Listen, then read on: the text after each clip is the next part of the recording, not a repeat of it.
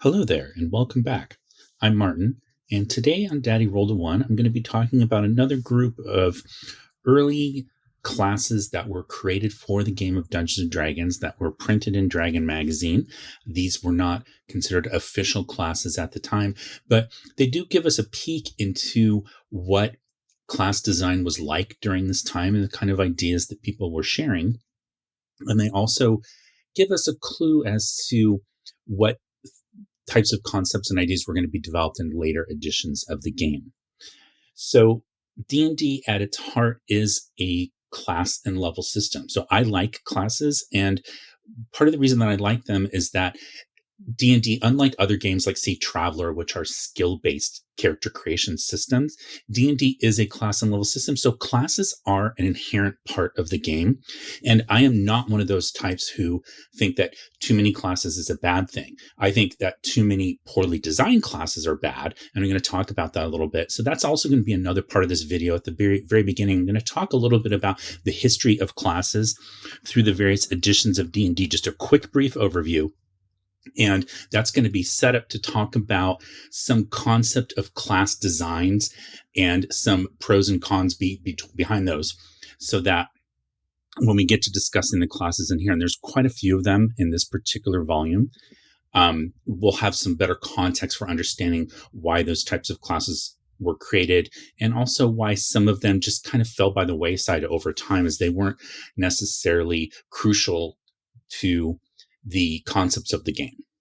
Okay, so I talked about liking class and level systems and liking new classes. And one of the things that I like about classes in a class and level system is that they can help define the campaign world itself. So if, as a DM, you restrict some of the classes that are in a game, that can kind of help to articulate and evoke the type of genre that you are striving for in your campaign world. So a campaign world, for example, that includes classes such as cavaliers and paladins, and maybe you have a knight class and certain types of noble characters, that creates a very different genre in the minds of the person that that's going to play in the game, versus classes where maybe you have barbarians and shamans and sorcerers. And that creates, again, more of like a sword and sorcery kind of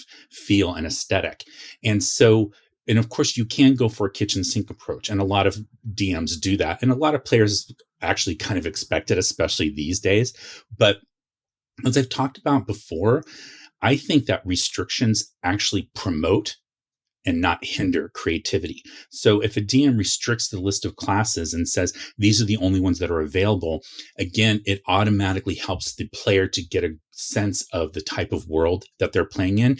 And then within those restrictions, it actually forces them to be a little bit more creative about how they can take those restrictions and make something that's unique and different within the confines of the world. Now, that's just my preference. It doesn't mean it's the right one. There's no right or wrong way as far as I'm concerned. I know a lot of people really like that kitchen sink approach. They want barbarians and paladins in the same world, and that's totally fine. Again, it's just not always something that I necessarily am looking for. Okay, so that's one thing that I do like about class and level systems, is how they can help define the campaign world. But there is the downside of it, that you can have what is now commonly called class bloat, where you can have too many classes. And while I started to hear this sort of concept being bandied around in sort of the third edition phase of the game and later, and you hear it a lot in fifth edition as well, but I really kind of felt that third edition was where I first heard it. This concept of people saying there are too many classes it's been around for a very, very long time. So if we look at the original edition of the game, so this is the first book, Men in Magic, that taught you how to play characters in original D&D 1974. There's only 3 classes in this. We've talked about that again before, but you had the cleric, you had the fighting man, and you had the magic user. Okay, but then you have these 3 supplements that come out to the game. So supplements 1, 2, and 3, Greyhawk, Blackmoor, and Eldritch Wizardry. And in here you get the addition of 5 new classes: Paladins, Thieves. You get assassins and monks, and you get druids. So 5 classes in here added on top of the 3 in here. So you're already at 8 classes. Also, shortly after these classes are being printed in these supplements, you have the addition of 3 more classes in the Strategic Review magazine. Now, these weren't technically official, but you have the creation of the Ranger, the Bard, and the Illusionist class. Now, all of those are, and all of the ones from the supplements and all the 3 original ones are going to end up in here. So those 11 classes, the 8 from here, the 3 from the Strategic Review, end up being the 8 or the 11 classes that we see in the first edition, what's now called first edition Advanced Dungeons and Dragons in 1978. Okay, so that's going on. But then you have the release of Unearthed Arcana in 1985, which adds 3 new classes, the Thief Acrobat, the Barbarian, and the Cavalier. So now you're up to 14 classes. Then you have the release of Oriental Adventures, also in 1985. This has all new classes for an Asian-style setting. And here you have the Barbarian, the Bushi, the Kensai, the Monk, and this Monk is a little different from the one in the Player's Handbook, the Ninja, the Samurai, the Shugenja, the Sohei, the Wujen, and the Yakuza. So all new classes from here. So you're almost doubling, I think roughly doubling what you had from Player's Handbook plus Unearthed Arcana. Then you have new classes for first edition. Here in Dragonlance Adventures, there's new classes here specific to the Dragonlance game. All right. Then meanwhile, though, you have Basic Dungeons and Dragons in 1981. And Tom Moldley, the edition that I play, you've seen this before on the channel, restricting the classes, kind of culling it down to a simplified version of just 7 classes: Cleric, Dwarf, Elf, Fighter, Halfling, Magic User, and Thief.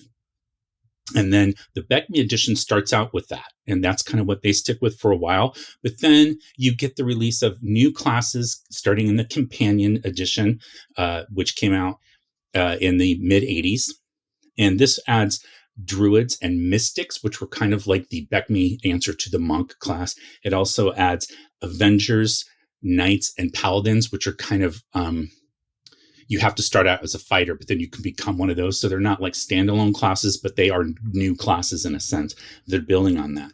And then Beckme goes wild. And so just as an example, there was a series of supplements that came out. It was the PC series, and these were all essentially how to play monsters. And there are over 33 different monster classes that are created in that PC series, and those were all considered official. Okay, so I mean, it's 33 just in there alone, and you have at least another 20 more in the Gazetteer series, and that's just. And then there were more than those. Okay, so there were some different adventures. There were the Hollow World ones. There's all this kind of stuff. So Beckme starts to get like, I don't want to say out of control. It was all very creative, but you have all these different classes. So my point is, the class bloat didn't start in 3rd edition. In 2nd edition, Advanced Dungeons and Dragons, this one kind of culls it back down a little bit from what you had going on with 1st edition. It removes the Monk and Assassin, but basically takes all the other classes from this book, from 1st edition Player's Handbook, and it adds, it takes out the Monk and the Assassin, so you go down to 9. But then they add things like specialty wizards. So each school of magic has its own wizard class that has like different abilities. Those are technically different classes. They also eventually add back in the Assassin. They add back in the Monk. There's a complete Barbarian's Handbook that creates a Barbarian class. There's a complete Ninja's Handbook that creates a Ninja class.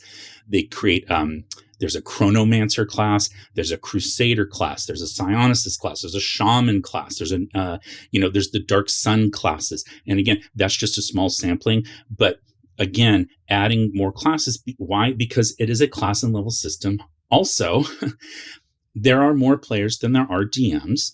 So players like options. And if 5th edition's taught us anything, it's that players really want options, whether it's feats or skills or classes or backgrounds or whatever it is. They'll eat that up and they'll buy it all the time. So it's no wonder that TSR, but the predecessors of Wizards of the Coast, and then Wizards of the Coast is always publishing new player-facing things like new classes, because they are a company out to make money, and those sell really, really well. Also, though, I do like classes. I love looking at new classes. When I got Dragon Magazine back in the day, when my issues showed up in the mail, if it had a new class, it was one of the first things that I would look at when I was, playing the game. Okay, when and was subscribing to the magazine, I loved seeing the new classes show up because, at the time I was more of a player, so I was always looking for something to take to my DM and say, "Hey, will you let me play this in the game?" Okay, so then in third edition, just to give you an example, in third and 3.5. I found a list online and I took out all of the unofficial classes that were in Dragon Magazine. So taking those out, and I took out all the epic level classes because technically those are just extensions of the standard classes. So just even removing those, I found over 250 classes, and that's not prestige classes. That's base classes that were published in official Wizards of the Coast books. Like Heroes of Horror has a class, and Sandstorm and Unearthed Arcana that came up for 3.5 had new classes, and so many different supplements that they came out with had new classes in there. Okay, so again, just adding that this isn't a new phenomenon. People in 5th edition might say that there's too many classes, but this is something that's been going on in the game since the earliest supplements came out, because classes are one of the easiest ways, again, to help define the world and to give players options. So some of the cons that you can get from having too many classes, one is a kind of a concept that people refer to as role protection or class protection, meaning that some of the new classes start to step on the toes of existing classes, and it might make people think that they don't have a role in the game, that the thing that they were good at is being superseded by someone else who does it better or does it more often or does it and does something else. And so there's this idea that, when you are creating a new class, you need to kind of be careful of making sure that it does something that's kind of unique and it's not replacing something that another character class already does, or replacing or maybe just a small tweak and actually, and again, like making it better as an example. And then the other one for me, a big one, is having an archetype. So if you look at the original classes in D&D, the magic user, the cleric, the fighter, and then even the thief, which was added later, there are archetypes in fantasy fiction and also in history, and sometimes both, that we can look to and say that's sort of an inspiration for this class, whether it's Conan or Fafhrd the Grey Mouser, or whether it's the Knights Templar or Bishop Odo for the cleric, or Merlin and Gandalf for the magic user. There are archetypes that we can look to as being sort of the concept to help those classes be created. A lot of times in modern classes design, what I don't get is that archetype. I don't really get like that hook to understand what that class is, because what you see a lot of times in modern class design is starting with mechanics first, figuring out this is what this class does, not what this class is based on. And so that is something that I think, to be aware of. And I guess some people, maybe an archetype isn't necessary. When you break it right down to its basic concepts, a class is just a packet of mechanics to accomplish certain things in the game using the rules of the game. So if you're just going to look at it like that, or as Professor Dungeon Master calls it, like looking at it at the matrix level, then you don't necessarily need an archetype, I guess, because you're really playing it from the mathematical standpoint of the statistics to see this class does this thing better than this other class, and so I'm going to pick this to be able to shine in those types of situations, which is fine. I tend to approach it from the other side first. I tend to approach it more from the fiction of the world. How does this class fit into the world? What is its role in the structure and the societies and the cultures of the world? And then back into, okay, so that's why that class exists. Now let's figure out what is it able to do. And so as a consequence, what I've started doing in the game that I run for my daughter, again, I'm running 1981 Moldvay BX rules. I use just those 7 classes that exist in that game, the 7 I listed earlier. And then I will just make small tweaks to those classes when I have something that I think needs, has a specific niche that's not being served by one of those. But it's a small tweak. It's not a class designed from the ground up. So I might swap out elf ghoul immunity to paralysis, immunity to ghoul paralysis. I might swap that out for another ability that's roughly at the same level to fit a certain concept that I'm going for. And I find that a lot more satisfying these days than having tons and tons of pages of brand new classes. But that's just me. Back in the day, I loved new classes. Okay, so with that, let's go ahead and jump into looking at the classes in Volume 4 of the Best of Dragon. So this is Best of Dragon Volume 4. This is from May of 1985, and it includes material, it says here, from out-of-print issues of Dragon Magazine. Basically, it spans material from roughly around issue number 50 up until about issue 83 or so, I think.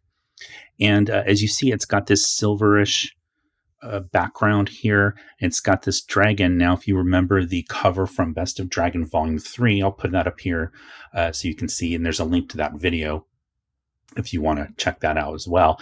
You can see it's essentially the same cover design. They've just changed the colors, but the artwork is the same. Now, this is the dragon that was featured again on the cover of the famous red box for the Beckme edition of D&D. Now the painting was by Larry Elmore, the original dragon. So they've just cropped it out and they've removed some of the other elements to just have the dragon, but this is the dragon from that. So again, May of 1985. And you see in here, they have a bunch of new classes that are listed in this particular issue. And so we're just going to jump in and start talking about them. So the Bandit is kind of fun. So you see here, it was from issue number 63 in July of 1982 originally. Now, what's interesting about this, and it's a little difficult to see here, but if you see, it talks about what's included in this issue, and it says it has an AD&D module, the Bandit NPC, and official monsters. Now, what's really funny about that, to me at least, is that the Barbarian class debuted in issue number 63 by Gary Gygax. It was the first official class, new official class for the Advanced Dungeons & Dragons game that was published after the release of the 1978 Player's Handbook. So there had been no new official classes until that. And yet the cover on issue 63 doesn't say anything about the Barbarian. It talks about this Bandit NPC character, a shifty non-player character. Now, just as a reminder for those folks of you out there that hadn't seen my other videos, the reason it's called a non-player character is because in these early editions of Dragon Magazine, all of these classes that are in this one were created for Advanced Dungeons and Dragons, what we now call First Edition Advanced Dungeons and Dragons. And for that edition, if it wasn't written in here by Gary Gygax, it wasn't considered official, unless Gary said so. So every once in a while, Len Lakofka would publish something in here. And when he did, Gary might actually put in the introduction and say, this is considered official. Roger Moore did some similar things with some of his articles on the planes. And so Gary kind of mentioned, like, it's as official as you can get at this point. But with those minor exceptions, new classes specifically that were created and they weren't written by Gary, they had to be labeled as non-player character classes. And that's because the magazine was essentially saying two things. One, they weren't necessarily play tested to know if they were balanced. And then two, the other reason that they weren't official was because the player should not have the expectation that they could go to a convention and play one of these non-player character classes like the Bandit in a tournament-style adventure or in an officially sanctioned TSR Dungeons & Dragons tournament or adventure at a convention, because these classes were not official. So that's essentially what they're telling you here. The other thing that you'll notice, even if you just look at the table of contents, at the list of classes that were included in here, with a few minor exceptions, let's focus specifically the Bandit, the Bounty Hunter, the Death Master specifically. Those are intended really to be foils for player characters, not something that a player character would strive for, but something that they would strive against, essentially. So that's another reason why some of these were labeled as non-player characters. So the Bandit, I'm not going to go through all the details on this. You can see this particular one is probably my favorite layout in this magazine, because everything that you need is on two facing pages. and there you even get some artwork. So there's no page flipping involved. But basically, what it tells you is that they are essentially a combination of fighter and thief. Humans, elves, and half elves can be bandits. It says. It gives you different level advancements based on what race you are, as well as what your ability scores are. It talks about alignment. And then basically it says, you see here, they get special abilities, and it's essentially pulling from the existing abilities of other classes. So they can climb walls like thieves. They can hide in natural surroundings like a thief can hide in shadows. They can set and remove pit snares and other traps like thieves do with regular traps. And then it talks here about covering their tracks. This gets a whole section of detail on what that means when you're covering your tracks and how can you find them. They also can do things like they're not surprised as much as other classes. They get a base chance to track like a ranger. And then when they're in pursuit, or when they're evading a pursuit, they get a bonus to evade. Okay, then it talks a little bit about combat, what kind of weapons and armor they can use. It's all standard stuff. And then it talks about being able to move quickly, so not wearing heavy armor. It talks a little bit about what magic items they can use. They don't build castles, but they establish strongholds. And then it talks about gaining hirelings. And then down here, it even talks about what kind of gods they might worship. So that's all covered in here. You see the level titles here, which are kind of fun. Again, I really dig level titles. I do think it kind of adds to the world building. Now let's talk really briefly about the two people that wrote this class, Tom Armstrong and Roger Moore. So starting out with Tom Armstrong, basically what I was able to find from him as far as role-playing game design, he wrote a lot of articles in Dragon Magazine, and that's all I've been able to find. So unfortunately, I don't have a lot of details on him. He wrote quite a few articles on game advice, dungeon mastering advice. So that was sort of where his niche was. He also talked a little bit about things like alchemy and traps, like created some new rules for that. And then, of course, worked with Roger E. Moore on this Bandit player character class. Now, Roger E. Moore is probably most well known for being the editor-in-chief of Dragon Magazine for a pretty long stretch, starting around 1986. When he was hired as the editor-in-chief. However, he'd been working for the magazine prior to that. He started writing for Dragon back in 1977 after he discovered the game while he was in the Army. And then again, he became the editor-in-chief in 1986. Also known for writing a series of articles in Dragon called the Point of View series, where he looked at each different species in Dungeons and Dragons, or advanced Dungeons and Dragons. So he looked at dwarves, elves, gnomes, halflings, and half-orcs, and talked about their point of view of living in the world, and created new gods for each one of those different species. And most of that stuff kind of is considered official at this point, especially some of those gods are considered that. In certain worlds, usually Greyhawk considers those racial gods to be official. Okay, so that's Roger Moore, and that's the Bandit class.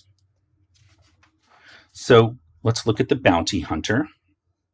Not a very nice guy. It says this is from issue number 52 from August of 1981.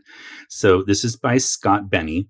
Now, Scott Benny has a pretty long career in role-playing game design, also helping design video games. So sometimes, creating the stories and the concepts behind very popular video games that he kind of went to after he discovered role-playing. He did write his first articles and for TSR in 1981. He also discovered the game of Champions, which was an early superhero role-playing game that he really, really liked. He wrote a review of the game Champions for Dragon Magazine. And then he also worked on some different adventures for Advanced D&D. And he worked on Dragon Magazine articles, creating new monsters, and a lot of DM and player advice. And then he even worked into the D20 era, creating things especially for the company Green Ronin. So I have one of the books that he wrote for Green Ronin. It's called Testament. It's a campaign setting based essentially on the Old Testament. And Scott Benny is a like that. That's a kind of a perfect area for him because he is a Christian, and he that's something that's just well known about him. He's a vocal Christian, and so he had this knowledge that he wanted to put into that particular supplement. Okay, so here you've got your bounty hunter, and in here it basically says these are essentially combination rangers assassins, and it works out kind of the same way. So they use the assassination table, but they use it for capturing people instead of assassinating them. And then it talks about gaining experience and how they do that. They receive experience points for killing. They don't receive. I'm sorry, let me rephrase. They gain experience points for killing creatures and characters, and they gain experience from the accumulation of bounty monies. However, treasure or magical items will never count toward earned experience unless received as payment for a job. So there's some really interesting stuff in here about how there's only one great hunter at level 13. And so once you become a death hunter at level 12, if you want to advance to become a great hunter, you have to seek out the great hunter and basically kill them. And if you don't do that, you are considered a coward. And they're now all of the other bounty hunters out there are going to be looking for you because it's great prestige if you bring in a coward. So kind of interesting in there. Talks about how you can capture instead of kill their opponents, and how they have to use a blunt weapon to do so. They don't attract followers, blah, blah, blah. So kind of interesting. Also, I like it because it's a simple class on one page. All right, now we get to the Cloistered Cleric, the NPC who'd rather pray with an A than pray with an E. This is from issue number 68, December 1982. And this is by Len Lakofka. Now, I have talked about him before, and I do need to correct something that I said, because when I talked about Len Lakofka before, I mentioned that he was still with us, meaning that, he's still alive. And unfortunately, that is not the case. So he was alive the last time I looked, and I should have double checked, but he unfortunately passed away back in 2020. So if you saw one of my previous videos where I talked about Len, that's just a minor correction to that. So the Cloistered Cleric was a very popular class back in the day.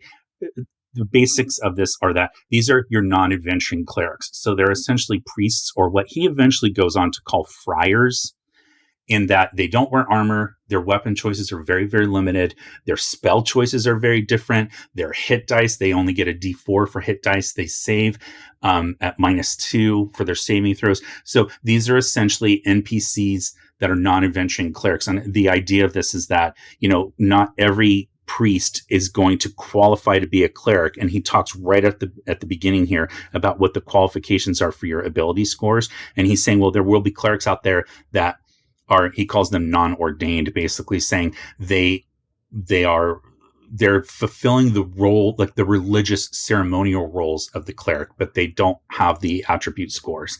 So to me, it's just a way of saying these are not adventuring clerics. These aren't the ones that are out there actually fighting to advance the faith, physically fighting. So that's what this is. It's an interesting concept. It's just, and again, I talked about this the last time I talked about, it was an alchemist that Len Lakofka had created. And I found it just way too fiddly and detailed, especially for a class that he's claiming to be an NPC class. Now, a Cloistered Cleric, I don't really think that you could do anything other than have this be an NPC. The way that this class is designed, they're really not going to be effective in an adventuring situation, whether it's in a dungeon or in a wilderness. Maybe if you were playing an urban intrigue campaign, you could make the case, but they would still need to be souped up a little bit from what's in here. But he's saying these are non-player characters, and then he goes on, and there's so much detail here. Now, a lot of this detail is actually describing new spells. He's got some neat level titles here that he has. So he says things like brother and father, but then later in the article, he'll say brother or sister. So they can be, men or women, but they have all these new spells, and he describes the spells in the rest of the article here. Now, some of these spells end up being adopted into Unearthed Arcana that came out in 1985. And again, this particular class first debuted way back here in 1982. So again, Len and Gary Gygax were very close. And so a lot of stuff that Len did, Gary, and with Len's permission, Gary used it as official content in later printings of different D&D products. There's a fun drawing there. But this is the Cloistered Cleric. All right. Then the Death Master.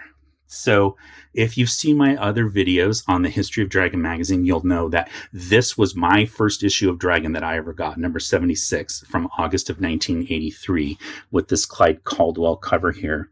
Again, it's a little hard to see. But this was the first issue Dragon I ever got, and it had this character class in it, the Death Master, again by Len Lakofka. So this is it's a magic user subclass, essentially. And you see that, again, you've got your level titles here. And the basics of this are essentially what you see here. They get to the point where they end up commanding and controlling and creating undead. And they are super evil. So that even if they start out at lawful good as an alignment, if that's their alignment when they start out, by the time they hit 9th level, they will be chaotic evil. And there's rules in here that tell you like at what steps their alignment changes. They lose the good first, and then they lose the lawful part. But like by steps, every few levels, they will move closer and closer to become chaotic evil if they don't start out that way. So they are completely evil. So not really applicable for a player character. Again, this would be a great adversary for a group of player characters. And, it could be like your B-Bag if you want that. And then his minions would be all the undead that he's creating. And also could be minions could be the people that he's hiring to go out and find corpses for him to use for his undead experiments and things like that. So they have very specific rules that, humans, dwarves, and half-orcs can become death masters. And so this is a case of you having a half-orc in first edition Advanced D&D using arcane magic, which was normally not a thing that they could do. And then it talks about what weapons that they can use. And, very typical of the time, Death Masters can learn to and only use knife, dagger, sickle, scythe, and scimitar. Even to save their lives, they will not pick up another weapon. So, just kind of like it's part of the world building of this class, but it's just kind of funny that it says very specifically, like they will never use another weapon, even like to take a non-weapon proficiency, which was the thing in here based. So if you use weapons that you're not proficient in, you just get, I think it's -4 to hit or something like that. And this is saying they won't even do that. So it's either if they don't have those weapons, they're not using anything. And then it gives you your spells here. Now, some of these spells are revamps of existing cleric or magic user spells, but some of them are new. So you've got animate skeletons and animate zombies. This is essentially just a watered down version of animate dead, but you can take it at first level to only create skeletons or zombies. You've got cause light wounds, which is the reverse of cure light wounds, which is a cleric spell. Some of these other ones you'll recognize as being standard spells. But again, like the Cloistered Cleric class that Len created, a lot of the detail of this is taken up in explaining the new spells. He talks about poisons, salves, and pastes, and that's another thing with some of the spells in here. And it talks about it up here. There's some spells where they mark with a symbol, and that's to indicate that you need to have a salve, potion, cream, fluid, or paste as part of your successful touch with a cause wounds. No, sorry. That's not what I was looking for. It was here. Those spells require a manufactured material. That's what it was. So certain spells that are marked with a certain symbol means that in order to cast them, you have to have one of these types of materials. So that was a fun class. Very popular back in the day. It was one of the most requested reprinted classes that people wanted to see was the Death Master. All right. Then you've got the Duelist. This is an NPC who likes to make people pay, from issue number 73, May of 1983. And this is by Arthur Collins. Okay, so Arthur Collins, again, has what I've been able to find out about him. He has some role-playing game credits to his name.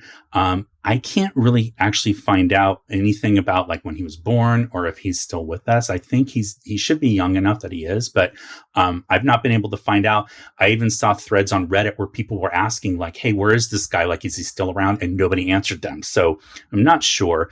He was involved with the creation of the Castle Guide for Second Edition Advanced Dungeons and Dragons, and I actually know one of the other authors on that game, William Connors, and so I'm trying to reach out to him to see if he knows anything else about Arthur Collins. But other than that, he wrote a lot of articles for Dragon Magazine, just different advice articles, mostly is kind of what he was known for. So he created this Duelist class. So the class is essentially what you would think it is, but it's basically someone who is really skilled at using certain weapons. They come from a lower social class. One of the other things that these early classes did, if you see this, all of this right here, all the way up to here, is fictional background. It's like a little story. And then after these 3 asterisks, then you get into what the class is about. So that was very common back in the day to introduce new classes with, so-called endgame fiction. But it talks about duels being from lower social classes and why that's important. And then for the first time, I think it's the first time, at least the first time in these Best of Dragon volumes, there's actually like a little thing here to call out all the information that you might want to see. That's not, so it's not buried in a wall of text. It's like this little area here that calls out like the ability score requirements, the hit die type, the class level limit, what kind of armor and weapons that they can use. And so, we take modern layout of classes and just layout for RPGs in general. I think we'd sometimes take it for granted.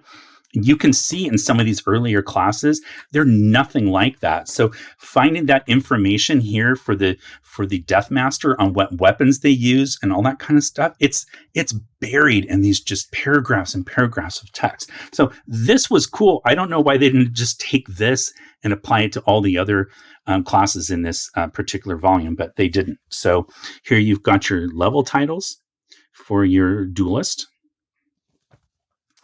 And you've got more context here. And then talking about setting up, they can set up a fencing school, essentially. That's like creating their stronghold. All right, they can parry blows. If they're in melee, instead of missile combat, they get bonuses to their AC, and that represents them being able to parry their opponent's blows better than the opponent because they're just really good at it. All right, so that is the Duelist. Now let's take a quick look at the Jester. This was such a popular class back in the day. People loved this. So this is created by Roger Moore. We talked about him before.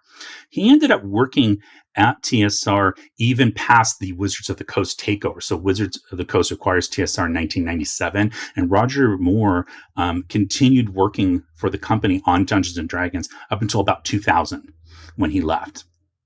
So long history career with Dungeons and Dragons. But you see here, this Jester was from issue number 60, April 1982. Now that's appropriate because back in the day, every April issue, Dragon Magazine would do a like an April Fool's issue. So it would be full of funny cartoons and jokes, and sometimes they would even create like goofy fake classes. There was like a jock class, and there was a hopeless class. You could be a hopeless class. Of course, these are non-player characters. They would write song parodies. It could be fun. A lot of people hated it. It was once a year. I didn't mind it because there was still regular content as well. It wasn't like the entire magazine was like that. But the Jester, so it kind of fits in there. But people love this class, and I've seen people just in the comments when I started talking about sort of the forgotten or the lost classes of Dungeons and Dragons. So many people in the comments have said like, "Hey, what about the Jester? What about the Jester?" And I had forgotten how much people like this class. But anyway, a comical, clever, charismatic, non-player character. So it's essentially a single class Bard variant. So if you remember, the original Bard was a single class, but when it came into Advanced Dungeons and Dragons, it was kind of one of what you almost call the first prestige class, where you started as a fighter, you changed to a thief, and then you changed to a druid, at which point you became a Bard. So this Jester class does have some Bard-like abilities, but as a single class, you don't have to be anything else. So lots of really kind of fun and thematic abilities for the Jester. They get extra languages. They get bonuses on initiative just due to the way they dress. They're like, it takes people off guard. They save on the thief table, but they can climb walls like thieves. And they can pick pockets starting at 3rd level. And so a little bit of thief, and they're masters of wit. So there's this whole thing in here, which is kind of very similar to like some of the bard abilities that you could get. Okay. They're immune to insanity. They're accustomed by trade to juggling small objects. And so this whole ability basically allows them to catch things that are being thrown at them, including daggers. So that's what that's about. And then at a high level of experience, they're known as the Prince of Fools, and they gain the power to read and utilize scrolls of magic user or illusionists, sort of like thieves. So again, you can kind of see the abilities, but they're very thematic. And for what I thought was going to be a joke class, when I read it, because again, it was in the April issue, there's a lot of really fun stuff in here. Here you see the level titles, kind of fun. And then, the table of all their different abilities, and then the list of spells that they can use, which is right there. All right, and we've got 2 more to cover. All right, let's talk about our last 2 classes that were in Best of Dragon Volume 4, new classes. And these are kind of fun because they are created by Ed Greenwood. So I'm not going to get into too much of his resume right now, but Ed Greenwood is the gentleman who created the Forgotten Realms. So most people watching this are familiar with the Forgotten Realms. You've at least heard of them. But this is the guy who created those. So these classes that he created for Dragon Magazine, when Ed first started writing for Dragon Magazine, most of the stuff that he was publishing articles about were things that he was using in the Forgotten Realms without actually telling you that that's what it was.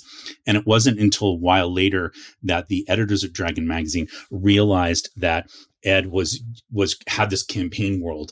And so the stories they eventually wrote to him and asked, like, hey, do you actually have a world like this? Or are you just kind of making it up as you go along? And he said, yes, kind of like the answer to both questions.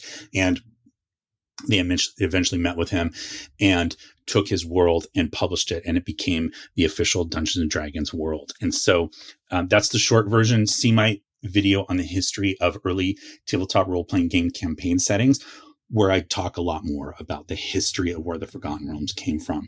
But anyway, so this is Ed's article, and he is writing here about the Scribe. So it's essentially what you'd think it is. It's an NPC that writes things down, copies things. They can create scrolls and things like that. So it's kind of an interesting concept. This is from issue number 62 from June 1982, featuring one of my favorite covers of all time from Dragon Magazine, that particular one.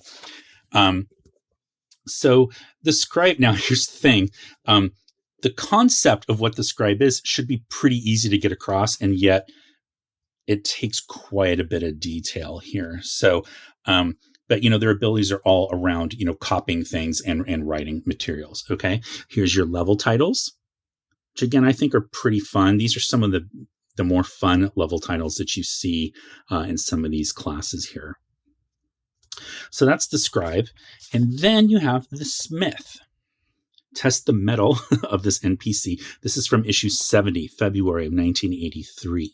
And so basically this class, here you see the level titles, is all about, being metalsmiths, right? Creating items, being craftsmen, and rules on how to do that and what that means, and like being able to use the weapons that you actually craft.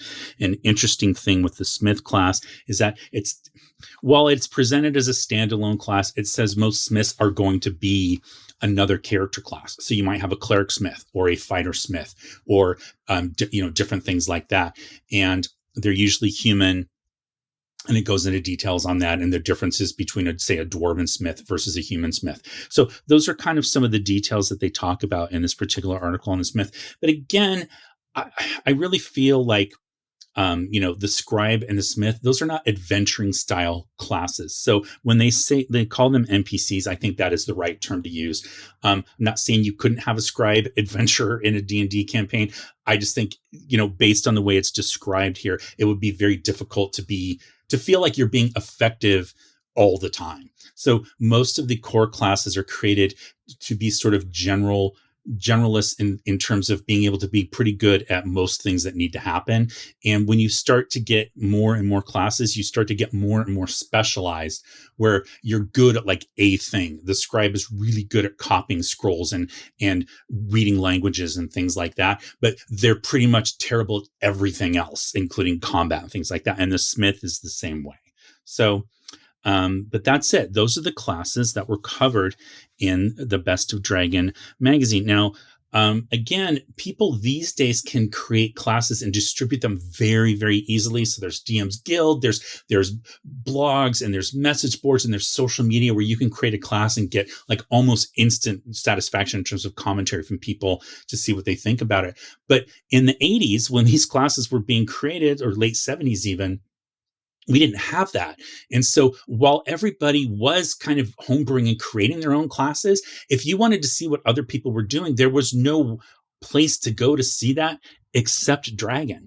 So again, when you saw that there was a new class in there, you would be really excited because you got to see what other people were doing in their campaign worlds and how they were using those classes to help define those worlds and give different options to players. Again, these are non-player character classes, but they're really trying to create options for players. And so that was what was so fun and cool about Dragon Magazine back then, was that it was the internet of its day as far as getting new D&D content. Okay, so it also covered other role-playing games, but D&D was sort of the hallmark of why they included. Now, a few of these classes that you saw in here have made their way into the game over the years in different variations, right? So if, as you remember in here, there was a Bandit class. Well, the Bandit resurfaces in the Complete Thieves Handbook. This is for 2nd edition, but it resurfaces as what's called a Thief Kit. So kits are little variations to classes where it basically gives you a few things. Here's the Bandit. It gives you a few new things, and it changes your proficiencies, and then it takes some things away. It has some hindrances. Okay. So this is kind of the model that I use for changing classes in my daughter's basic game. I give them a few things, I take away a few things, or I modify a few things, but I'm not creating whole new classes from scratch. And that's what these kind of kits and these 2nd edition complete books were about. So the Jester appears in here. Now, this isn't the Bandit that's in here isn't a recreation of this one. I'm just saying it could be inspired by it. Okay, so same thing when this one, the Complete Bard's Handbook, there is a Jester that appears in here, a Jester kit. And it is not replicating or trying to copy what was in here. But again, I think it's inspired by the fact that it was included in an early copy of Dragon Magazine. So you see the Jester here with the classic Jester hat. Okay. There's also the Smith and the Scribe show up in a 2nd edition book that was created specifically for dungeon masters called Sages and Specialists. And this was a book that was intended to help DMs flesh out the NPCs that their player characters might want to hire. So you knew what those specialists were capable of doing and how much they would charge to do those particular things. All right. So that is going to be it for this particular video. Thanks for sticking with me. Thanks also for waiting. It's been a couple weeks since I made a video, so I noticed a couple times when I was talking here, I got a little rusty and I tripped over myself when I was talking. I hope you'll forgive that. I'll get back into my swing. It's just I took some time off for the holidays, but I do appreciate you watching this and your support, and I'd like to say Happy New Year. Since it is now, I'm recording this on January 2nd of 2024, so we're a day into the new year already. And thanks for sticking with me. I hope that you enjoy the content that I'm going to be putting out this year. And until you see that new content, in the meantime, I would like to say, again, thank you very much for watching. Happy gaming, stay safe, and I'll talk to you next time. All right, and now for the bonus content. But before I jump into that really quick, I would like to ask also if you could please like this video if you enjoyed it, and if you could share it to help me get the word out of that I'm back to making videos now.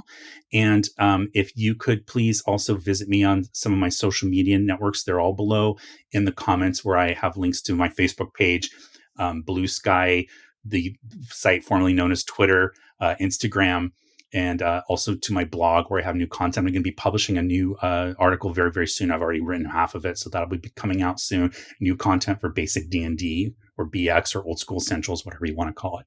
So, and if you could visit my shop, I'm still putting out new designs. I've got a new design coming out soon. I'm working with my designer on it.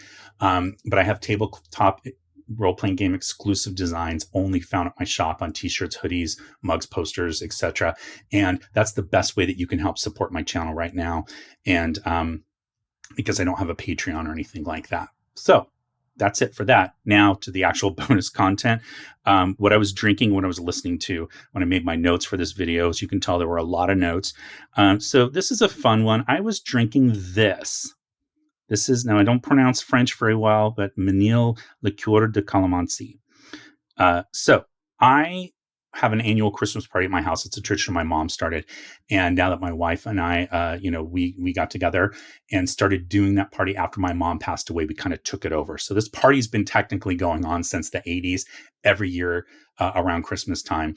And my wife and I host now, and we have a theme every year. And my wife is half Filipino. And so this year our theme was a Filipino Christmas. And I wanted to come up with some custom cocktails that were inspired by the Philippines. And I found this fun liqueur. It's actually made in the Philippines using Calamansi, which is sort of like a cross between a lime and a lemon. That doesn't do it justice, but it's a citrus type flavor. And so this is the liqueur, and it specifically says it's kind of best taken after meals or a drink to cleanse the palate, which is right up my alley. I love things like that where I can just have a little tiny sip in between like courses or after a meal to kind of settle my stomach and just kind of let my stomach know like, hey, food's done. We're moving on to something else now. So this is kind of fun.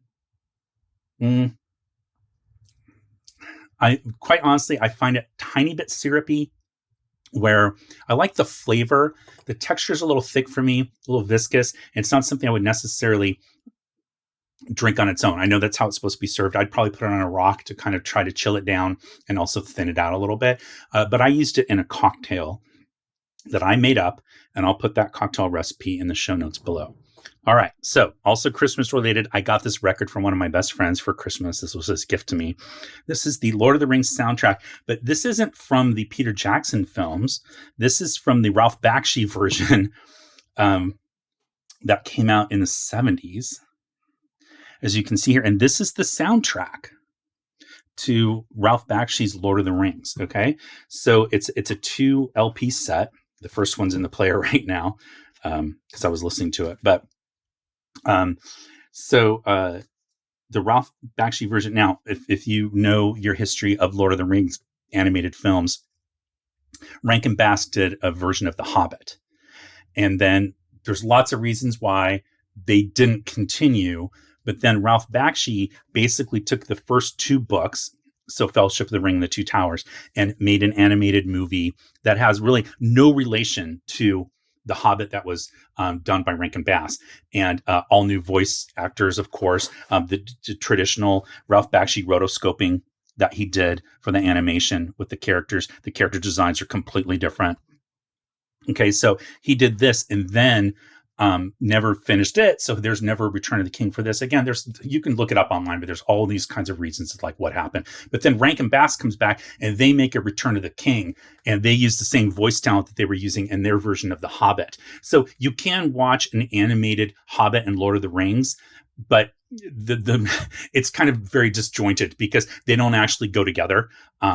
But anyway, this is the soundtrack to the Ralph Bakshi, so Fellowship and Two Towers in this. It's just kind of a fun thing. Came out in the 70s, and my buddy picked it up for me for Christmas because he knew I would like it. So that's going to be it for now. So thank you again for watching, and definitely make sure to check out some of these other videos here that are recommended for you, and I will talk to you next time.